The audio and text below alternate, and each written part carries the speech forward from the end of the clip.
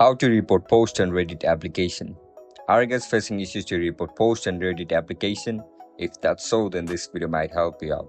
Without further ado, let's get started. First of all, open Reddit app on your mobile device. Once you open the Reddit app, now log in into your account with your registered email and password. If you don't know how to log in on Reddit, make sure to check out a guide on how to do it. After you get logged in, now go over the post that you want to report.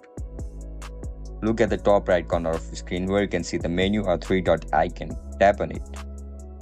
You will be provided with multiple options. Just tap on report. Select the option according to your preference. After you select it, tap on next and click on submit. And that's it, guys. That's how we're gonna report post and Reddit application. If you guys have any issues regarding Reddit, make sure to comment down below so that I can help you out. If you guys found this video helpful, don't forget to like, share and subscribe to our channel. I'll catch you up in the next one. Bye bye.